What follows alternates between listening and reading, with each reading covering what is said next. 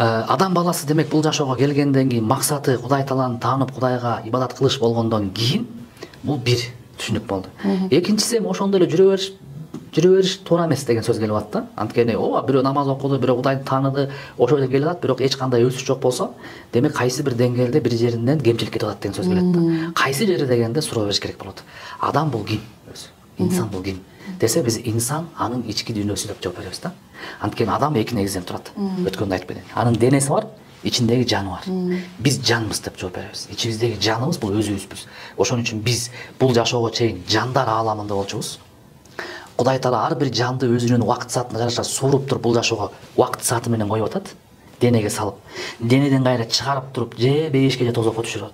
Демек кандайгы учурда болсун ошол эле жанбыз да, ошол эле жан. Бирок бул денеде кайсы бир 100 жылдын ичинде эле эмне убактылуу жашап атабыз деген сөз. Эми кайсыны оңдош керек? Денениби же жандыбы деген суроо келет да.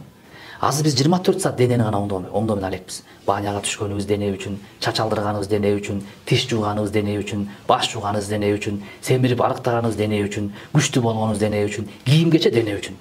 Бирок биз ички дүйнөнү унутуп калдык. Зарыл ошол болчу. Сен ошолсуң, сен тияктан бери келип атасың, тияка чейин кетесиң. Бул убактылуу эле болчу. Сен убактылуу нерсеге карманып алдың деген сөз да. Ошон үчүн адам бала сыртынан карасаң, баардыгы сонун. Намаз окуганы деле, окуганды сыртынан карасаң сонун турат. Бирок сүйлөшө келсең, ички дүйнөсү жарабай калган да. Демек, эмне кылыш керек десе, Кудай Таала ошону айтат да. Сен ички дүйнөңдү оңдоп мага жакындагының дейт. Бул ошол ибадаттын аркы мүнөзү. Ички дүйнө деген кандай? Нафси кадимкидей эле. Алла Таала нафсинин 3 түрүн айткан Куранда. Биринчиси күнөөгө түрткөн, күнөөдөн рахат алат. Экинчиси, экинчи тепкиче эми. Күнөөдөн качат колдон келишинче. Соопко. Үчүнчүсү соопту иштеден рахат алат да. Көрдүңүзбү? 3 бизге даража коюп койгон. Эми айтат, сен кайсыны сындасың дейт. Өзүңдү коюп көр дейт. Күнөөдөн рахат алып, ошол жактан чыга албаган нафсиңби? Нафси деген сен өзүңсүң деген сөз.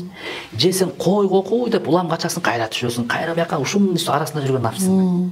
Же үчүнчү бир гана жакшы иштеден рахат алып, оюңа дагы, жүзүңө дагы бир күнөөгө келбеген ушундай инсансың дейт. Эми ага жетиш оңой эмес экен. Кудай Таала ушундан 3кө жет, сенин максатың ушул дейт.